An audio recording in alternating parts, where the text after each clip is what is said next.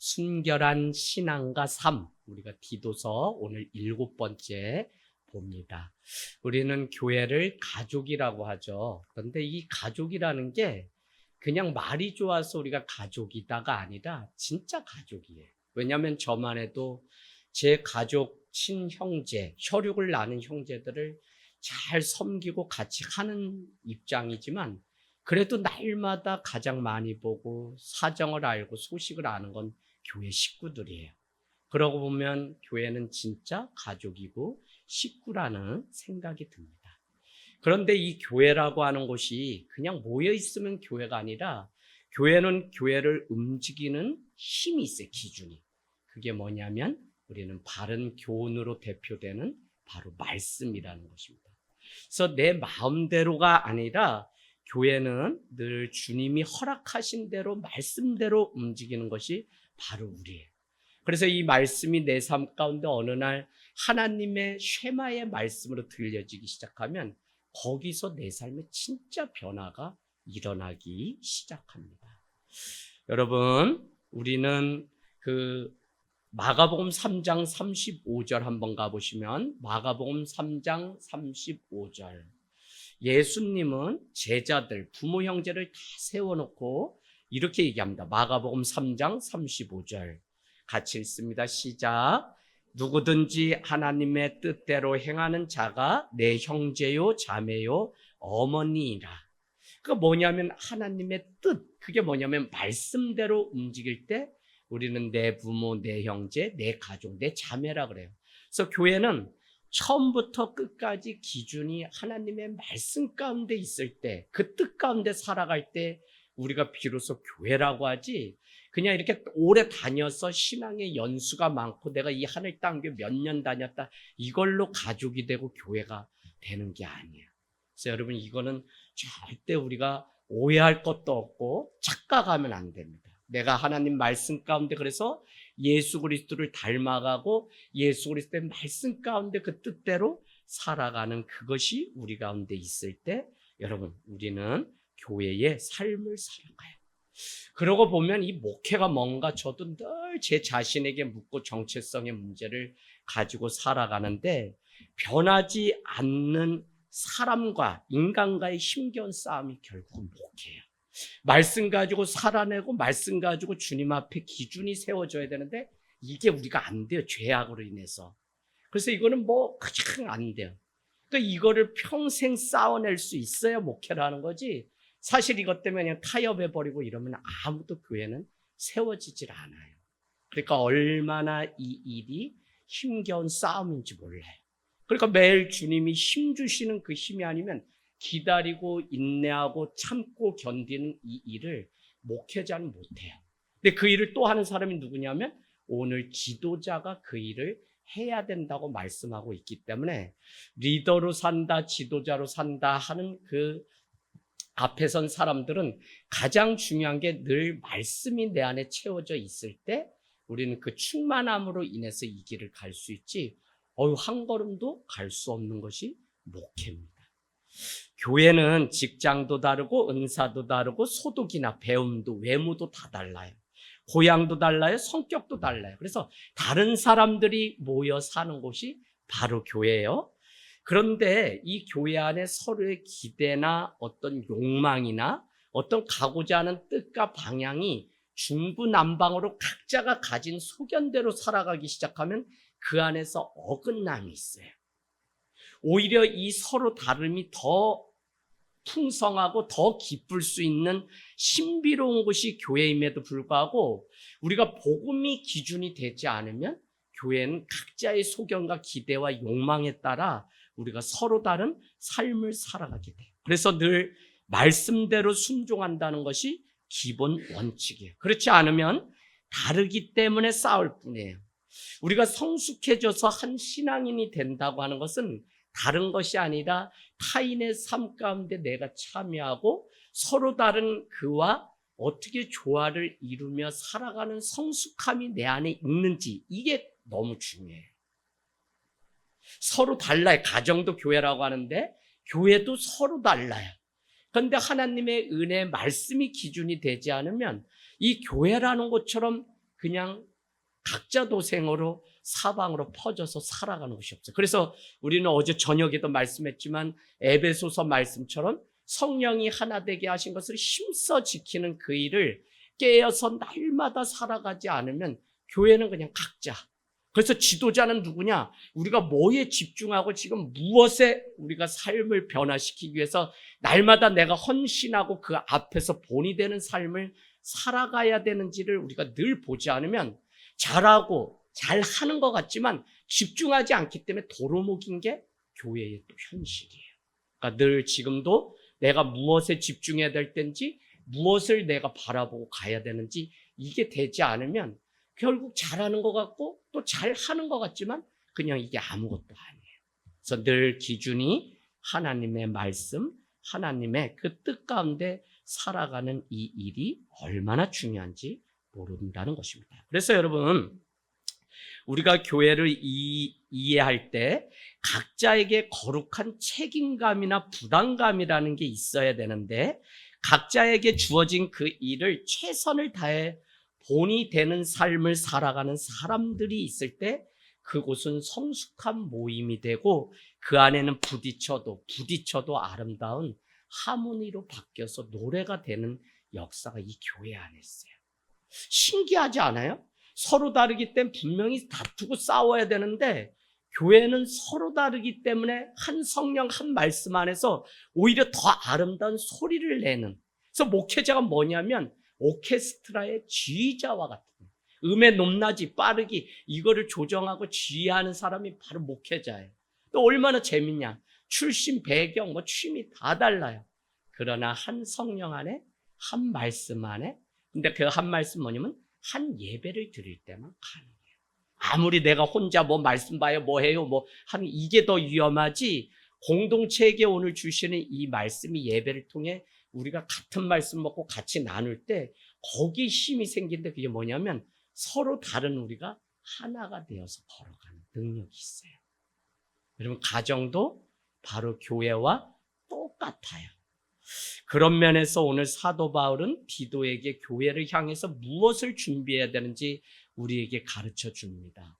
그래서 1장 5절 그레데에 이 디도라고 하는 제자를 남겨두었는데 너는 남아서 할 일이 있는데 5절에 보니까 뭐라고 하냐면 그레데 섬의 각 성에 장로들을 세우라 라고 하면서 6가지의 부정적인 거는 하면 안 되는 또 6가지는 이런 성품은 있는 사람이 장로로 세워줘야 된다라고 얘기했고 왜 이와 같이 말씀하냐면 그레데 섬 안에 있는 이 교회 안에 당시 유대교 그리스도인이라고 하는 할례를 받았다고 하는 여전히 율법을 더 중요하게 여기는 거짓 교사들의 잘못된 복음이 있었어요. 사도 바울은 그러기 때문에 갈라디아서 1장에 늘 한사코 내가 전한 복음 외에 다른 것을 전하면 저주를 받는다고 이야기했던 것이 무엇이냐면 다른 복음을 자꾸 진짜 복음이라고 전하는 사람들이 있었다는 거예요.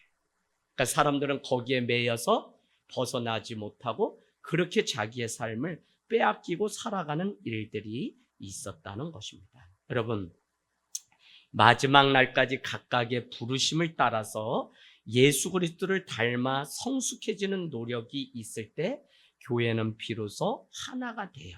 나는 불편하고 나는 할 수 없어도 나는 가진 게 없어도 순종하고 헌신하는 지도자가 있을 때 교회는 비로소 아름다워질 수 있습니다. 그런 면에서 각 성의 장로를 세우라고 하는 이것은 너무 중요하고 거짓 교사들의 삶과 다른 삶을 살아가는 바로 이 장로들, 지도자의 삶이 본이 될 때 바로 이 교회는 아름다운 교회. 다 똑같기 때문에 문제예요. 우리가 이렇게 시작을 하고 교회가 시작할 때는 다 똑같은 사람들이 모여서 오합지졸 모여있죠. 그러나 때가 되면 리더가 세워지고 때가 되면 직분자가 세워져야 되는 이유가 뭐냐면 다 가지 못해도 그 앞에 서 있는 한 사람의 헌신을 통해 교회는 그게 본이 되어 가는 거예요. 목회자가 그 일을 물론 당연히 해야 되지만 더 중요한 것은 성도가 그 일을 감당하고 리더가 그 일을 감당할 때 그 영향력은 더 커요. 저도 목회자가 되고 우리 탁경성 목사님이 늘 후회가 된다고 그냥 우스갯소리 같이 얘기하는 진짜 진심 뭐냐면, 성도로 살아갈 땐 내가 엄청나게 많은 사람들을 주님께로 인도했는데 목회자가 되어서 이렇게 살아가니까 사람들은 당연히 목사님은 그래야 된다라고 해서 감동이 덜 한다는 거예요. 여러분, 바로 성도, 직분자가 앞에 서서 그와 같은 헌신을 살아갈 때 거기에는 더 놀라운 일들이 있다는 것입니다.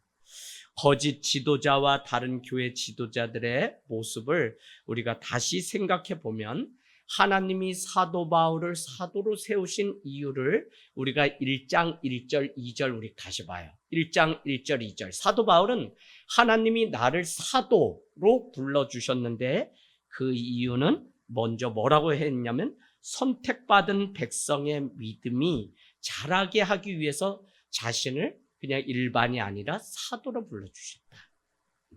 선택받은 백성은 누구냐면 바로 성도죠. 그들의 믿음을 자라게 하려고 나를, 직분을 주었다라고 고백해요. 여러분에게 집사님이라는 직분이 어떻게 다가오는지 몰라도 그 직분을 통해서 누군가를 세우는 거예요. 그래서 에베소서 5장은 뭐라 그러냐면, 우리에게 어떤 사람 복음 전하는 자, 어떤 사람을 교사로, 어떤 사람을 해서 오직직을 소개하고는 이렇게 얘기합니다. 그리스도의 몸을 세우게 하시려고, 온전케, 성도를 온전케 세우려고 이 직분을 주었다고 그렇게 말씀하고 있어요. 기억나시죠? 그런가 하면 우리에게 뭐라고 얘기하죠? 성경 말씀을 주신 이유가 뭐라 그래? 성경 말씀을 주신 이유도 다 똑같아요. 우리 그 앞에 디모데 후서 한번 볼까요? 예.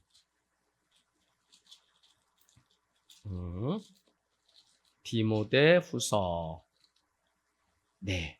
3장, 우리 15절. 3장 15절. 디도서 바로 앞에 있어요. 또 어려서부터 성경을 알았나니, 성경은 뭐라고요? 능히 너로 하여금 그리스도 예수 안에 있는 믿음으로 말미암아 구원에 이르는 지혜를 알려준 게 성경이라고요. 그죠? 두 번째 또 뭐라 그래요? 모든 성경은 하나님의 감동으로 된 것으로 교훈과 책망과 바르게 함과 의로 교육하기에 유익하다고요. 세 번째는 뭐라 그래요? 17절에 하나님의 사람으로 온전케 세우며, 네 번째 모든 선한 일을 행할 능력을 바로 이 말씀이, 성경이, 그 일을 위해 직분자도 세우고 말씀도 우리에게 주셨다는 거예요. 그러니까 이 한국 교회가 뭐가 잘못되냐면, 성경이 하라는 것을 해야 되는데 계속 말씀드려요. 우리 교회는 집사, 장로 이런 거 세워야 문제되기 때문에 우리 교회는 다 형제자매로 불러요. 하나님이 주신 직분에 내가 맞는 삶을 살아가려고 노력하지 못하고, 그거 저 감당 못해요, 필요 없어요, 이래서 교회들이 다 자기 신학, 바른 신학 가운데 안 있고 저 못 받아요 막 이렇게. 하나님이 주셨다는 믿음이 그 안에 없는 거예요. 그래서 여러분, 나 같은 사람을 하나님이, 그래서 하늘땅 교회는 여태까지 집사님을 7분밖에 세우지 못했어요. 본인들이 자격이 안 된다고 못 서겠다고. 그러면 절반 다 어디서 오셨냐? 외부에서 오셔서 우리 집사님이에요. 근데 이분들이 뭐냐면, 목사님 저 여기 권찰님만도 못한 신앙인데 집사 내려놓겠습니다. 집사님, 아니 집사에 맞는 삶을 살면 되지.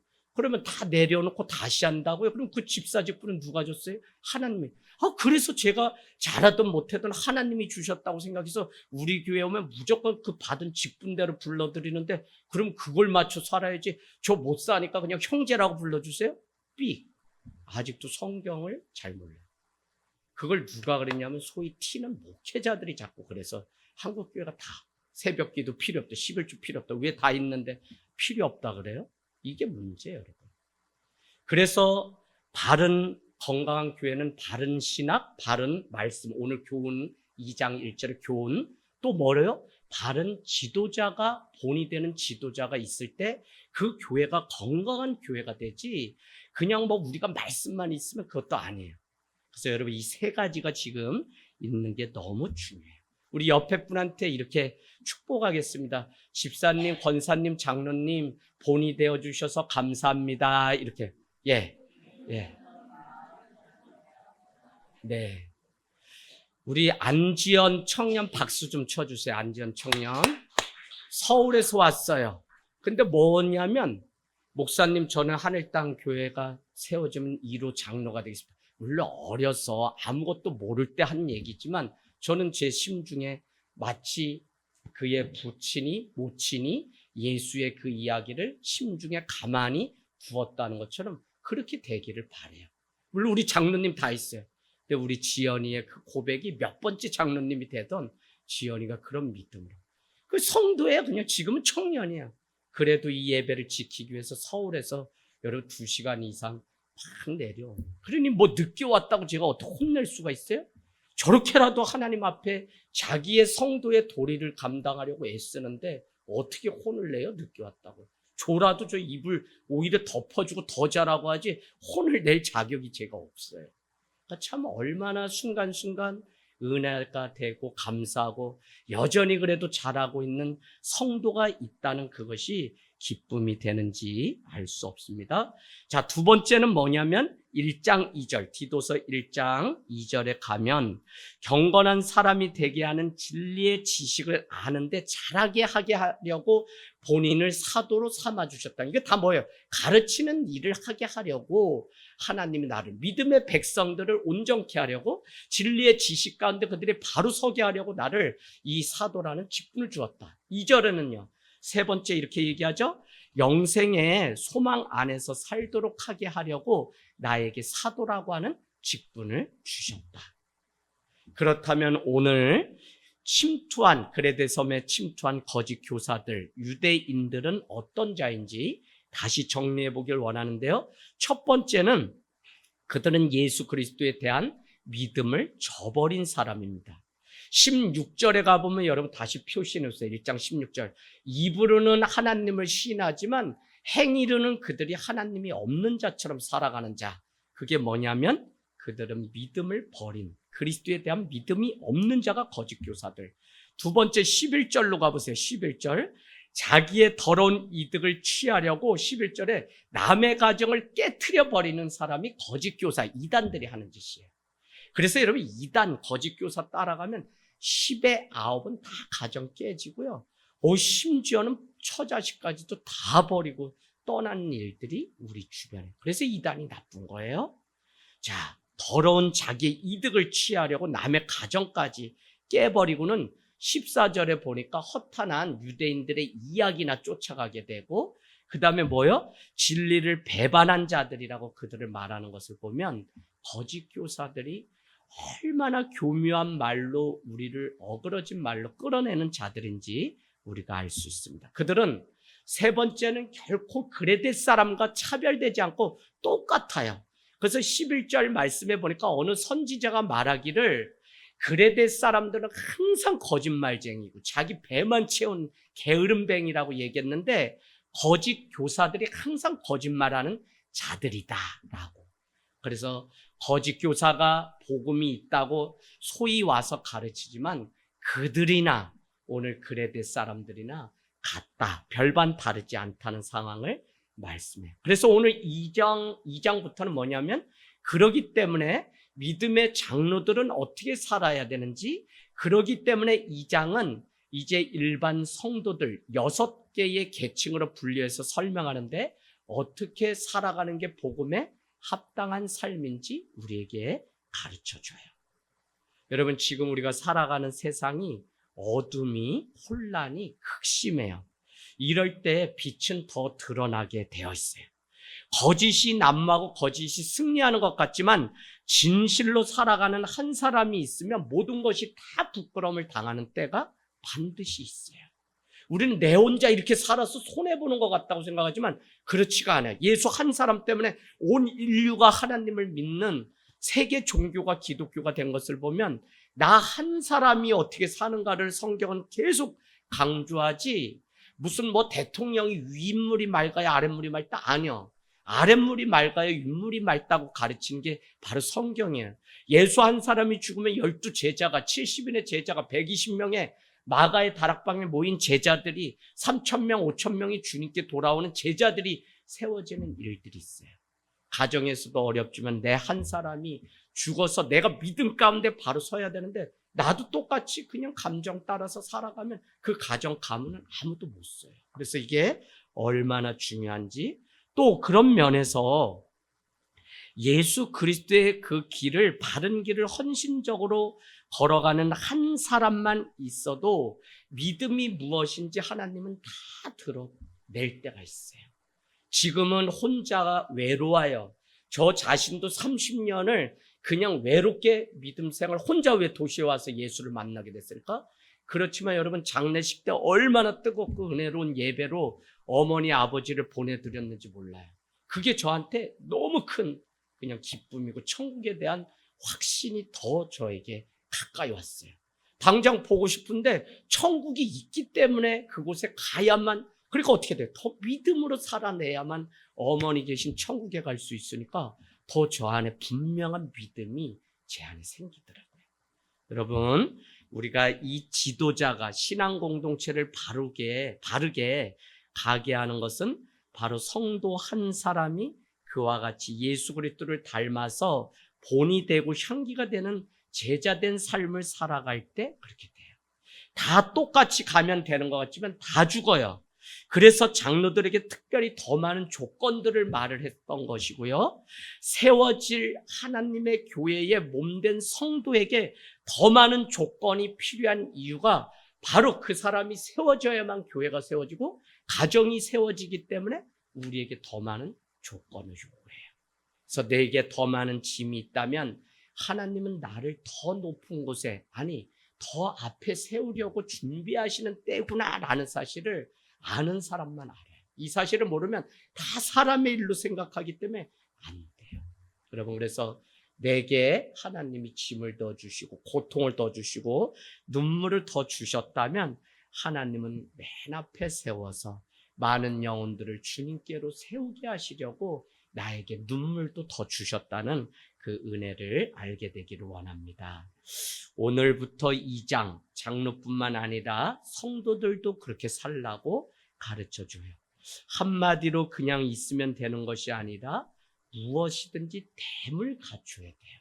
됨, 교회됨, 성도됨, 신자됨. 됨을 갖출 때 거기에 건강함이 있고 거기에 구원이 있다는 거예요. 지금까지 거짓 교사들은 그렇게 살았지만 2장 1절은 여러분이 맨 앞에 그렇게 써놓으세요. 그러나라고 여러분 써놓으세요. 원문에는 그러나 너희는 그렇게 살면 안 된다는 거예요. 그러나 오직 너는 바른 교훈에 합당한 것을 말하고 가르치고 따르라고 이야기하는 것이. 그러나 왜? 거짓 교사들은 벌써 16절만 해도 하나님을 신하는 것 같지만 행위로 부인하고 가증한 자고 복종하지 아니하고 모든 선한 일을 버린 자인데, 그러나 너희는 바른 교훈을 따라서 말을 하며 거기에 합당한 삶을 살아갈 것을 우리에게 요구하고 있다는 것입니다. 그러니까 교회가 그레데에 세워진 이 교회, 디도가 목회하는 이 교회가 바로 세워지려면 거짓 교사의 길이 아니라, 넓은 길이 아니라 너희는 그러나의 길을 가야 되는데, 그러기 위해서 무엇이냐면 오직 너는 바른 교훈에 합당한 것을 말하고 가르치라라고 얘기하고 있어요. 디도가 교회에게, 성도에게 무엇을 말해야 되는지 가르쳐주고 있고요. 우리는 지난주 바른 신학, 바른 교훈, 바른 지도자가 세워져야만 교회됨, 또 하나님의 백성됨을 지켜갈 수 있다고 말씀드렸습니다. 우리가 여러분 이제 말씀 끝나가는데 이런 말을 해요. 뭐라고 얘기하면 건강하게 오래 살아라고 축복의 말로 해요. 그 말은 뭐냐면 건강해야 오래 갈 수 있고 건강해야 오래 살 수 있다는 이야기예요. 교회가 바로 그래요. 그러기 위해서는 그리스도의 몸된 우리가 바로 성경이 말하는, 말씀이 말하는 바르고 건강한 주님의 교회로 세워질 때 오래 갈 수 있어요. 여러분께 우스갯소리지만 오늘도 주인 사장님이 땅 문서 가지고 왔어요. 목사님, 제가 여기 건물 도저히 임대업으로 유지가 안 돼서 너무 힘든데 목사님 교회 지실 거예요? 아니요, 저는 교회 짓냐고 에너지면 차라리 나가 전도할래요. 목사님, 그럼 이 건물 사시지 왜 안 사세요? 아예 저희 능력이 안 돼요. 목사님, 제가 집을 못 들어가요.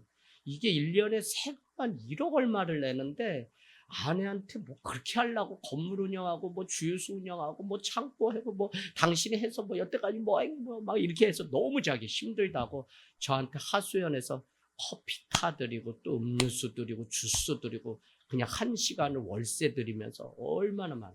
그랬더니 땅 문서 그냥 가져왔다고. 목사님 오늘이라도 쓰자는 거예요. 목사님 이게 목사님한테 필요한데 여기 다른 건 안 된대. 본인이 그러셔.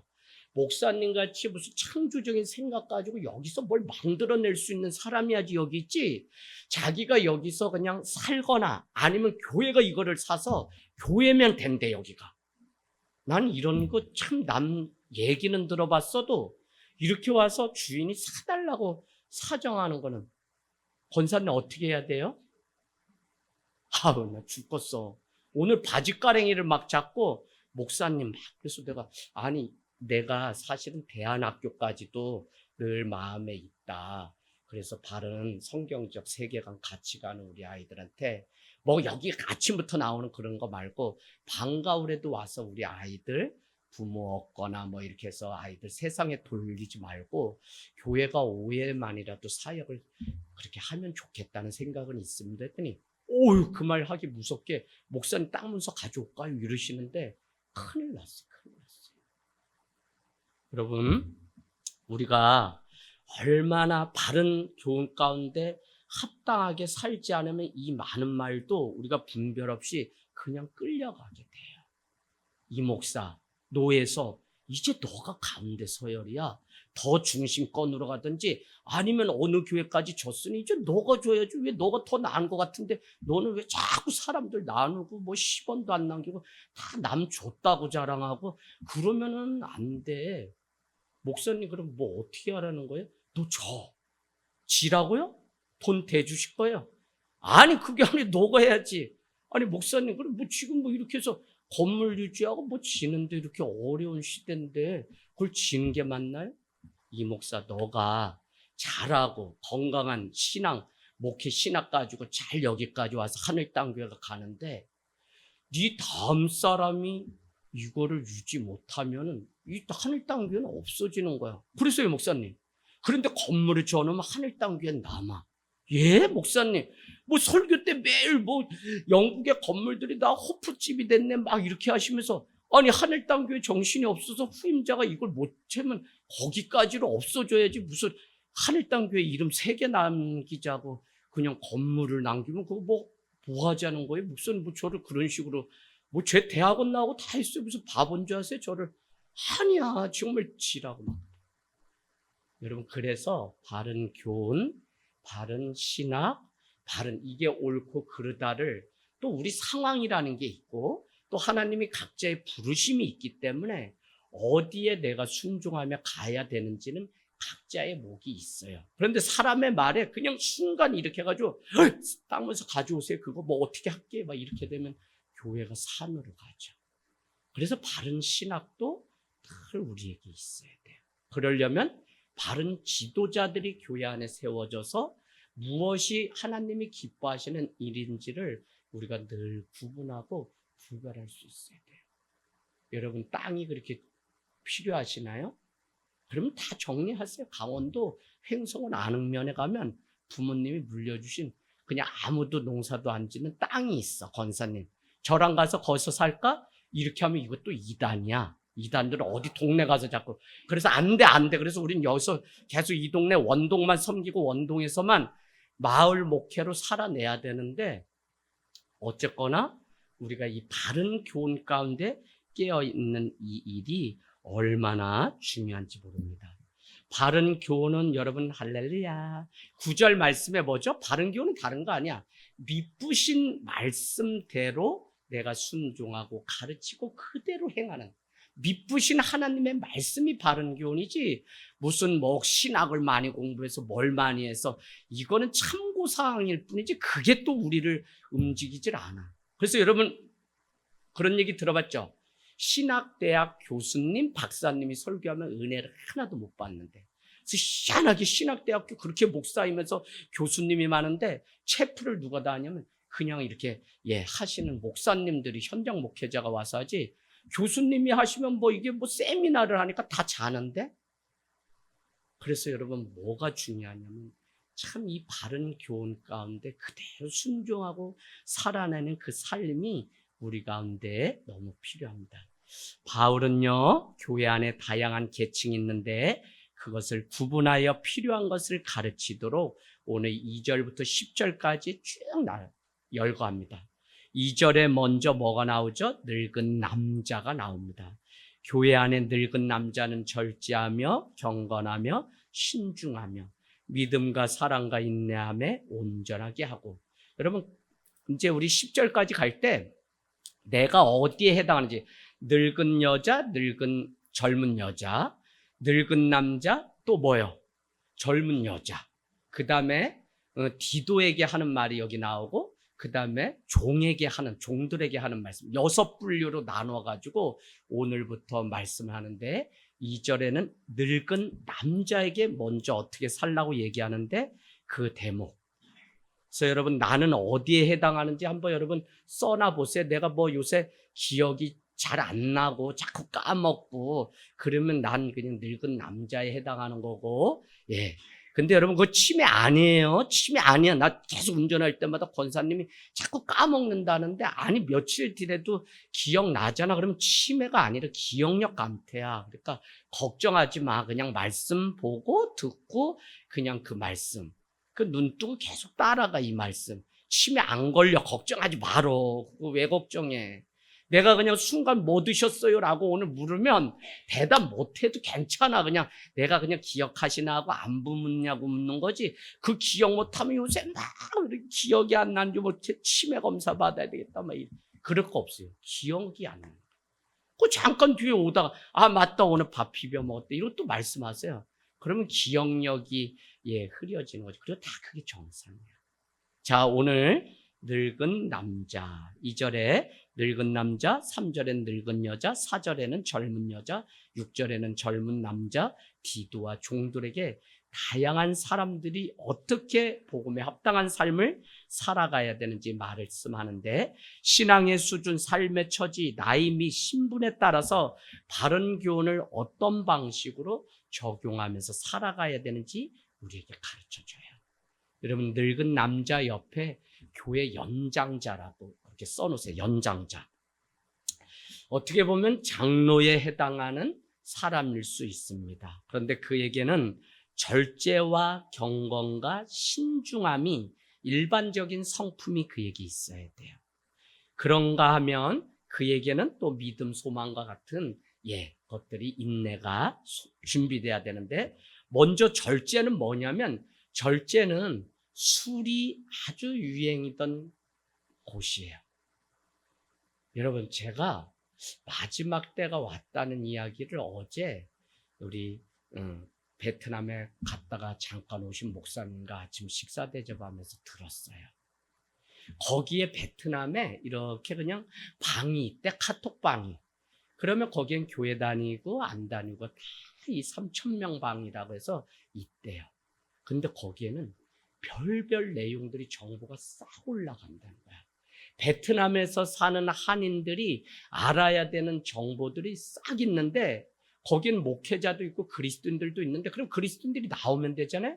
근데 못 나오고 뭐를 어떻게 이용하고 뭐를 어떻게 이용하고 막 이랬는데, 거기 내용에 막 술집은 어디가 좋고 어디 가면 뭐 하고 막 이런 내용이 비일비재 거기 방 안에 있는데, 목사님이 그래요. 여기가 정말 마지막 지옥의 모습 같다고. 근데 거기에 어느 사람이 교회 앙심을 품고 이 사람 사기꾼 목사다 막 이렇게 올려가지고 그분이 결국 17년 사역하던 걸 접고 한인교회를 접고 떠날 정도로, 사람들은 막 그러면 뭐 먹잇감 있는 것처럼 막 매달려가지고 그 말을 다 믿고, 그래서 너무 힘들어서 어렵다. 목사님 자체도 자신을 위해 기도해 주세요라고 하는데, 다른 내용이 아니라 우리도 말씀 끝나고 나면 주여 삼창하고 기도하잖아요. 그래서 기도했더니 어느 날 이렇게 불러가지고, 저는 서울의 어느 교회, 거기는 이제 목사님이 폐렴 때문에 그냥 여러분 이렇게 해서 그냥 침묵에 기도하는 교회로 유명한 교회예요. 소리내서 기도를 안 해. 그래서 우리는 거기서 왔는데 우리는 이거 소리내서 기도하는 게 어색하다고 안 하면 안 되냐고 벌써. 그래서 너무 힘든 거예요. 그거 안 따라주면 이 3,000방에 벌써 다 이렇게 하니까. 그래서 그냥 따라주기로 했는데 며칠 뒤에 우리는 순복음 출신인데 목사님 왜 그거 안 하냐. 그래서 예배가 너무 밋밋하다. 그러니까 목사님이 벌써 가신 지 한두 달 만에 죽겠다는 거예요. 바른 교훈, 바른 말씀이 주장하는 게 아니라 돈 많은 사람이 먼저 거기에 와서 한인 사회에서 이미 터줏대감 된 사람들이 교회 안에 와서 그렇게 돼요. 그러니까 오늘 교회 안에 있는데도 왜 오늘 절제하라고 이야기하냐면 고린도와 같은 그런 섬에 상업이 한창이던 그곳에 여러분 뭐라고 말씀드렸어요?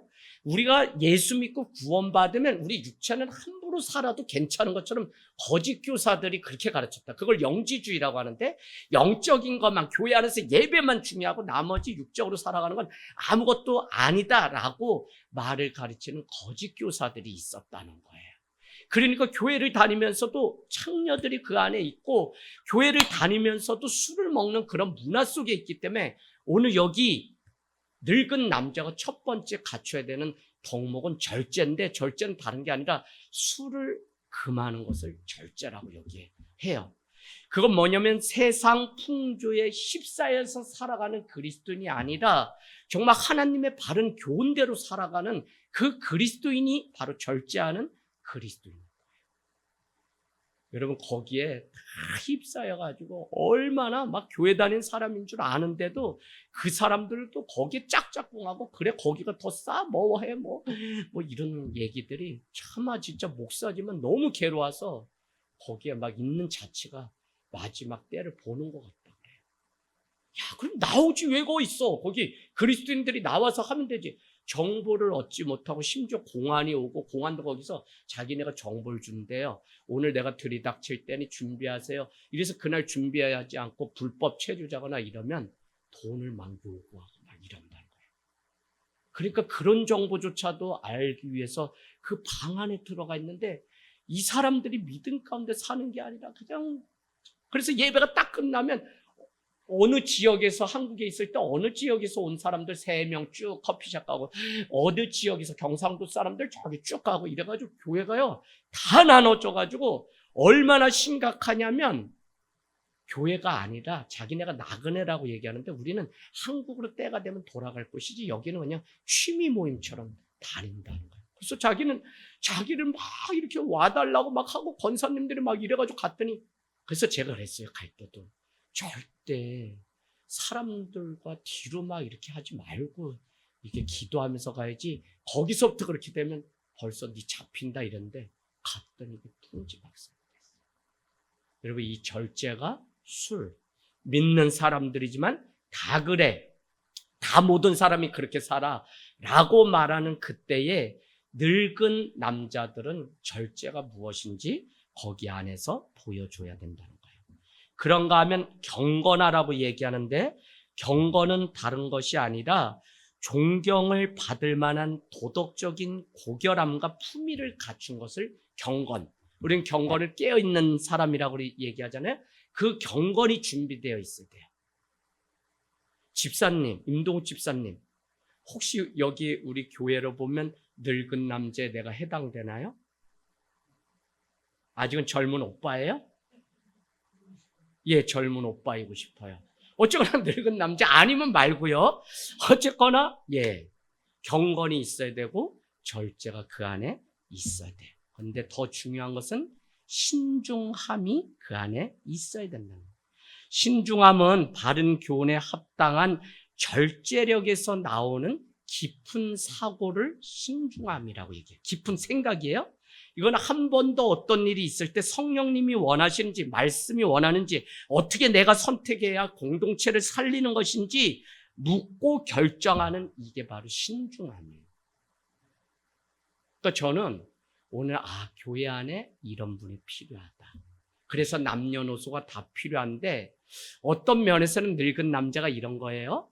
교회에 있으나 마나 하고 이제는 다 은퇴하고 아무 힘이 없고 그냥 이렇게. 그런데 이 분이 보이지 않는 곳에서 묵묵함으로 신앙의 본을 보이는데 절제와 경건과 신중함을 보이는 어르신 남자가 계시다면 그 교회는 기준이 분명하기 때문에 본이 되는 사람이 있기 때문에 가요, 바르게.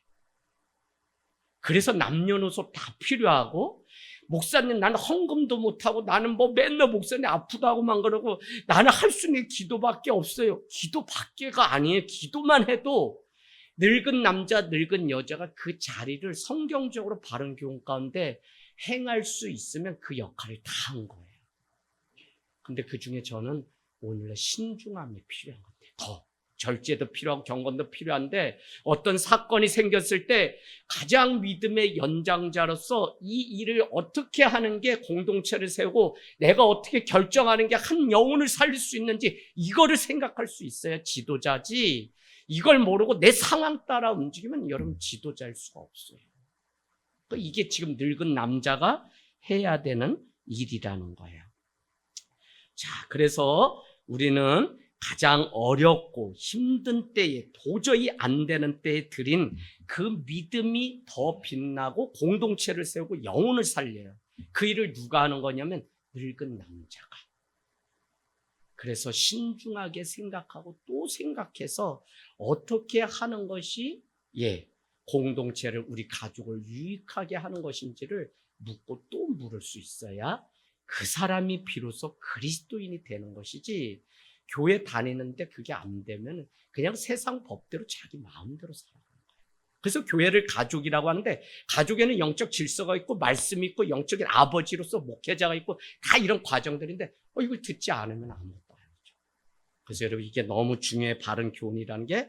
자, 또한 기독교적인 성품이 요구되는데 믿음, 사랑, 인내가 온전하게 이루어져야 되는데, 온전하다라고 하는 단어는 무슨 의미냐면 우리가 건강하다라고 하는 의미래요. 그래서 건강하다라고 하는 의미인데, 건강할 때 열매가 있죠, 나무도. 그래서 우리 신앙, 건강한 신앙이 아니면 중구난방으로 열심히 살 뿐 신앙에는 열매가 없는 것을 우리가 많이 봐요. 종교적인 삶을 버리고 복음에 합당한 삶을 살기 위해서는 복음이 무엇인지를 알아야 돼요. 여러분, 교회 성도로 살려면 교회가 무엇인지 먼저 안 다음에 살아가야 돼. 우리 한국 교회는 뭐가 잘못됐냐면, 교회, 선교하면 교회다, 봉사하면 교회다, 착한 일 하면 교회다. 그거는 천만의 말씀, 다른 종교들도 다 하는 거예요. 교회는 예수 그리스도의 피값으로 사신 그 자체만으로 이미 교회의 존재함으로 인해서. 근데 이 중요한 것을 놓쳐버리니까 교회 됨을 지키는 게 아니라 교회가 뭐 사역을 많이 하는 곳인 줄 알고 자꾸 뭘 하니까, 우리가 믿음으로 구원을 얻는다고 하면서도 교회는 여전히 무엇을 많이 한 것으로 천국에 가는 양 착각해요. 이해되시나요, 이거? 그래서 복음에 합당한 삶을 살라고 하는데 정작 복음을 모르니까 종교인의 삶을 살고 위선적인 삶을 살고 자기 중심성에서 벗어나지 못하가 자기의 더러운 이득을 취하기 위해서 이 신앙이라는 것도 이용할 뿐이에요. 그러니까 기복신앙이 되니까 필요하면 하나님 찾고 그렇지 않으면 안 되는 거죠. 그러니까 종교인이 종교인. 자, 그래서 오늘 남자 성도님들 어떤 면에서는 보이지 않고 뒤에서 묵묵히 아버지 역할을 하는 자들인데, 교회에서 늙었으니 나는 필요 없는 사람입니다 라고 스스로도 생각할 필요 없고 사람들도 그렇게 생각하면 안 됩니다.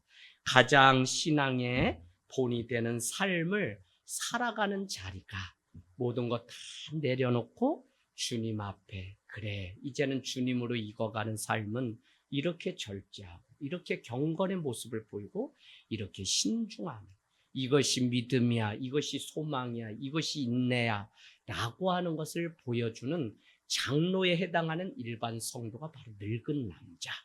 그래서 여러분, 오늘 이제 다음 주에는 우리가 늙은 여자는 그럼 또 어떻게 살아야 되냐.